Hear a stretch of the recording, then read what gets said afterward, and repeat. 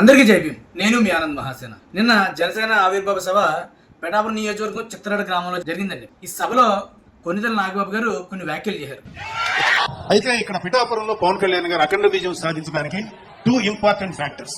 ఒకటి మన ప్రెసిడెంట్ జనసేనాని పవన్ కళ్యాణ్ గారు అయితే, రెండో వ్యక్తి ఫ్యాక్టర్ పిఠాపురం ఓటర్స్. వీళ్ళిద్దరూ లేకపోతే మేము ఏమి చేసినా ఏం ఉపయోగం లేదు.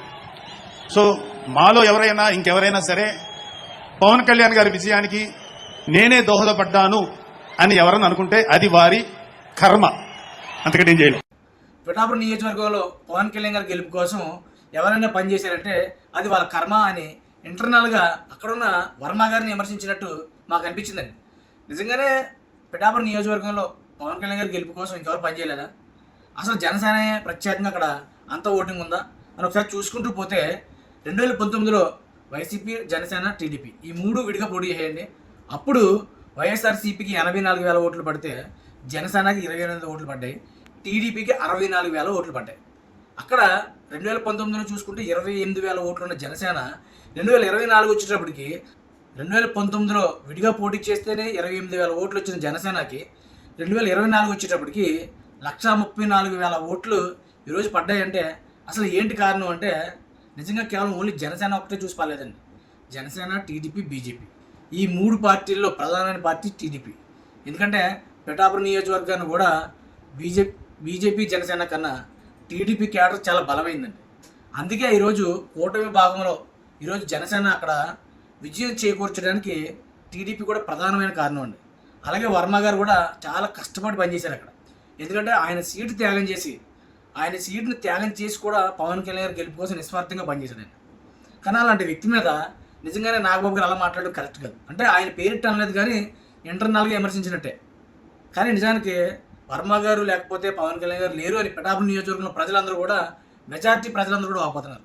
కానీ ఈరోజు అలాంటి సంచలన వ్యాఖ్యలు చేసిన తర్వాత మనకు టీడీపీ క్యాడర్ కానీ వర్మ గారు కానీ ఎలా రియాక్షన్ అవుతారనేది కూడా మరి వేచి చూడాల్సిందే. కానీ జనసేన అయితే ప్రభావం అంత బాగా చూపించలేదండి. అక్కడ టీడీపీ క్యాడర్ పనిచేసింది కాబట్టి పవన్ కళ్యాణ్ గారు అంత మెజారిటీ గెలిచారు.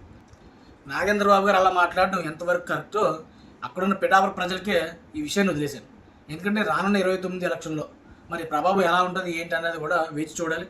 మరి ఎందుకంటే ఇప్పుడు 2024 జరిగిన ఎలక్షన్లో 100% వర్మ గారి కష్టం, వర్మ గారి కృషి అక్కడ పవన్ కళ్యాణ్ గారి గెలుపులో ఎంతో కొంత భాగస్వాములు అయిందండి. అది మాత్రం మర్చిపోవద్దు. ఎవరైనా సరే వాస్తవాన్ని ఒప్పుకోవాల్సిందే. ఈరోజు మీరు నెగ్గిన తర్వాత మీ ఇష్టానుసారంగా మాట్లాడడం అయితే సాగుతుందేమో కానీ గతాన్ని మర్చిపోకూడదండి. అక్కడ పిఠాపురాన్ని వర్మ గారు లేకపోతే పవన్ కళ్యాణ్ గారు గెలుపు చాలా కష్టం అండి. ఎందుకంటే అక్కడ ఎప్పటి నుంచో పాతిపోయిన వ్యక్తి వర్మ గారు. అక్కడ ప్రజల్లో కూడా వర్మ గారికి చాలా ఆదరణ ఉంది. టీడీపీ క్యాడర్ కూడా బలమైన క్యాడర్ ఉంది. కానీ అలాంటిది కనీసం టీడీపీ క్యాడర్ని కానీ వర్మ గారిని కానీ గుర్తించకపోగా కొంచెం అవమానపరిచినట్టు మాత్రమే ఉందండి నాగబాబు గారి వ్యాఖ్యలు. దయచేసి నాగబాబు గారు ఇలాంటి వ్యాఖ్యలు చేయకపోవడమే మంచిదేమో. అలాంటి వ్యాఖ్యలు చేయకుండా అందరినీ కలుపుకొని పోయి ఇంకా మంచి స్థాయికి వెళ్ళడానికి ఆలోచించాలి తప్ప కానీ ఉన్న స్నేహాన్ని, ఉన్న బంధాన్ని తెంచుకొని ఇంకా వెనక్కి వెళ్ళిపోయే స్థితికి మరి నాకు తెలిసి మరి నాగేంద్రబాబు గారు ఎందుకు ఇలాంటి వ్యాఖ్యలు చేస్తున్నారో తెలియదు. కానీ ఇలా చేయకపోవడమే మంచిదండి పార్టీకి కూడా. కానీ 2029కి గట్టి ప్రభావం చూపుతుందండి ఈ మాటలన్నీ ఆ టయానికి ఖచ్చితంగా. ఎందుకంటే గూగుల్లో ఉంటుంది కదా, ఎలా కొడితే అలా వచ్చేది. కానీ మనం మాట్లాడిన మాటలన్నీ రికార్డెడ్గా ఉంటాయి కాబట్టి ఆ రోజు మనం ఇబ్బంది పడతాం 2029 ఎలక్షన్లో మీరు జాగ్రత్త పడకపోతే. కానీ 2029 వచ్చేటప్పటికి మరి సైలెంట్ ఓటింగ్ జరగచ్చు. కానీ అప్పటి వరకు మీ ప్రభావం ఎలా ఉంటుంది, పిఠాపురం నియోజకవర్గం ఎలా అభివృద్ధి చేస్తారు అన్నది కూడా అది మీ విజ్ఞతగా వదిలేసాం.